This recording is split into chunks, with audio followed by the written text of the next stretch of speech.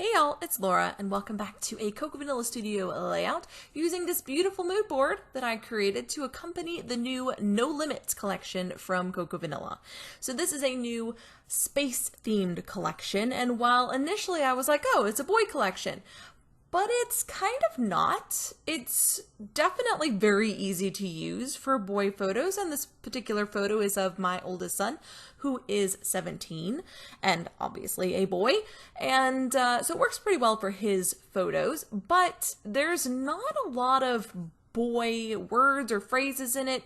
It really just feels like a space theme rather than a boy collection. So if you were on the fence on this one just simply because you thought it was a boy collection, it doesn't really have a heavy boy theme, and I was pleasantly surprised to see that because I love a good space collection. This is one I am really enjoying playing with. I've done a couple of layouts with it now, and it is just such a well done space collection. There's so much subtlety to it and just really beautiful use of the themes like stars, like galaxies, like the night sky, that it's so flexible. It could be used for camping, it could be used for actual space themed activities, or like this layout that has absolutely nothing to do with space.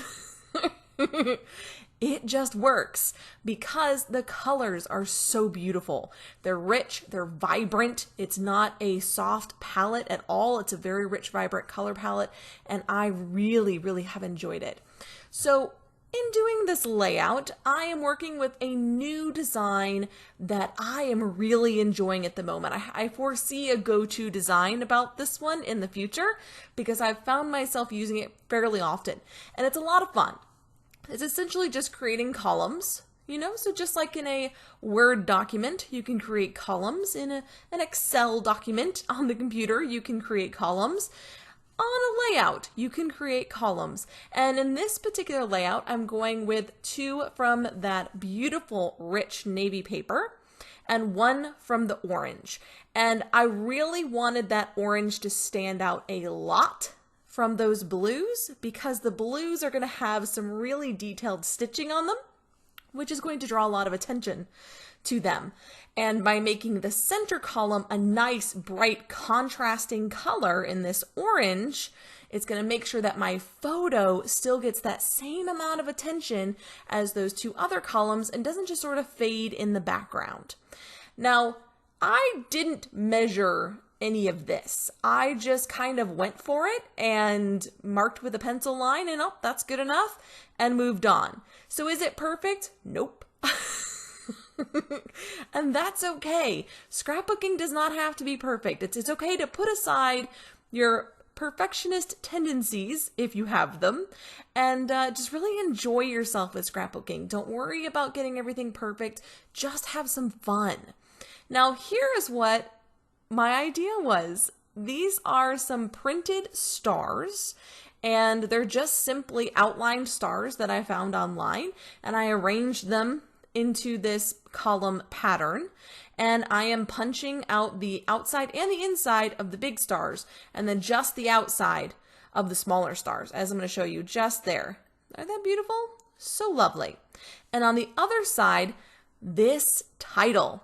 Now, if you caught that mood board or paused it maybe to look at it at the beginning of the video, this phrase, this long phrase, was part of the mood board.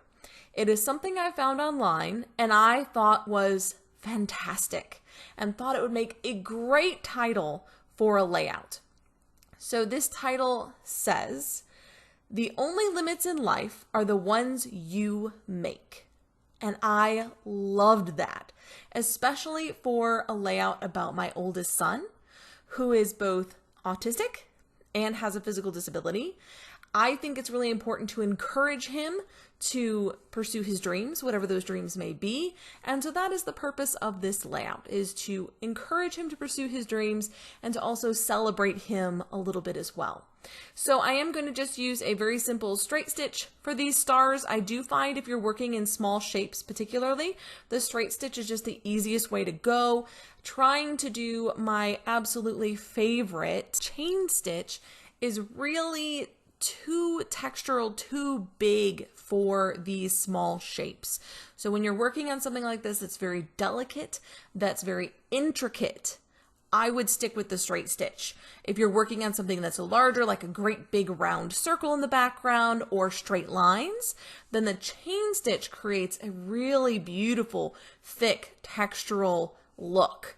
And it's a technique I really, really enjoy. But for these, I'm just going to stick to the straight stitch. We are going to skip ahead, but I wanted to leave in one little star for you to see how I made it. So here it is, all stitched up. We have, of course, the title on the right side. Again, use that straight stitch, which is super easy to use. And I just added the dots, the little pokey tool dots, wherever I thought was necessary. And again, you can look at the title and I'm sure you can find flaws. I don't care. I enjoyed it. I love the results. And I think that's what scrapbooking should be. Having a little bit of fun, trying new things. This was definitely a new thing for me, and I really, really liked it. So now we have this beautiful, almost rainbow stripe that was on the cut apart paper in this collection, and my photo. Now, why am I scrapping one photo? If you follow me for a while, you'll know that I don't do a lot of one photo scrapping. I tend to do 2 to 4 photos on a layout. This is a 4x6 photo. And it is a very good reason for being the only photo on the layout, and that is because it is focused on my son's shirt, okay? This shirt happens to have a bit of an inside joke on it. There is a video game called The Untitled Goose Game, okay? And it's a very niche game for the computer that my son and I find incredibly funny. And essentially you get to play a goose who is wreaking havoc all over a garden and stealing things, just generally causing chaos. It is so funny to play. And we found a t-shirt that says, "Mess with the honk, get the bonk." And the goose is of course holding a stick like he's gonna bonk you. My son happens to absolutely love sarcasm, and he absolutely loves really goofy shirts. And so when I found this, I knew he would love it. And he does. And so this is a dual purpose layout, and one that's not only giving him a little boost, but also giving a little extra attention to the gloriousness that is this shirt and this game. So I'm playing around with the ephemera pack now and just trying to pull in bits and pieces, trying different things. And one thing I wanted to keep in mind was to keep this very simple because there's so much detail already happening, right? We have all of this beautiful stitching on both sides of the photo. I don't want to go overboard in the middle. I want to keep it fairly simple. And so me and simple, we rarely get along. If you're familiar with my videos, you may have heard me say things like, simple. I don't think that means what you think it means. Because I struggle with simple, and I like to add all of the things. And so I did fairly well on this one, but it was a little bit of a struggle. I had to experiment. I had to audition things, put bits and pieces in different places and see if I liked them, and just moved on to another section when I wasn't sure. I really liked this stack of word phrases up near his face. I thought that was kind of cool to do kind of a, you know, those straight signs that have like 3 or 4 or 10 different signs on them. I liked that idea, so I do have to go ahead and leave that. I'm going to add some of these little stars down here with the peace sign. The peace sign I just find very funny because that's a teen all over using the peace sign. While Alex in particular doesn't really use them, I do find it very teen feeling. Now, the other thing that I end up pulling in is this little planet. It's kind of a wonky circle shape, and so I decided to just tuck it underneath of that hand, and what that does is it fills the gap between the label and the hand, and it also gives the hand a little bit more intentional presence on the page. Now, I really was excited to use these little stars. So these are kind of a soft, puffy star. They're not super soft, so they're not fabric-like. They're not quite as hard as enamel dots, so they're somewhere in the middle. Rubbery feeling, I would say. And I'm going to pop some of these in the middle of my stitched stars. This was a plan from the beginning. I absolutely wanted to do this. I thought this would look really, really cool. I was right. It does look really cool. It's a really fun design on the layout, and probably my favorite part, honestly, was doing the stitched stars with the little stars inside. I just really like it. I think it's a lot of fun. I think it's something a bit different, a little bit quirky, and I will definitely do it again. So you'll see more of that, I'm sure. Did a lot of hand stitching this month, actually, now that I think about it. I didn't actually end up using my dies, which I was like, oh yeah, I'm going to use my dies every month this year. Didn't use them at all. Used them twice in January, not in February at all. So we're all glued down now. I've gone off camera and glued everything into place, and now we're doing our final minor embellishing, which for me is just adding the tiny little details that give the layout a finished feel. In this case, I'm going to add a little word phrase up to that tab at the top because I have my little journaling spot at the bottom. I don't really need that tab at the top. I just wanted it. I just liked the idea of the stacked words with the tab. And then I'm going to bring in a little star underneath of it. I think I actually brought in 2 stars. Yeah, one of them's a little tiny puppy star.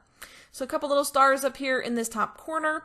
I've already done a lot of my scattering, which is adding these tiny little stars around the page, but I'm going to add a couple more to my cluster here at the bottom, and then we'll do our splattering. So in splattering, I do that in 2 phases. I do it with my Nuvo drops, and then I come in with my Heidi Swapp Color Shine or any gold ink spray or gold watercolor will do the job, but I really like this controlled splatter as a first step to make sure that I'm getting these little larger dots where I want them before we come in with the more random, uncontrolled splattering that goes wherever it likes, because you can't really control splattering. It goes everywhere, but that gold on that navy background, honey, I love that. It is absolutely giving me life. I love gold splatter on a dark background. If you haven't tried this, you absolutely need to.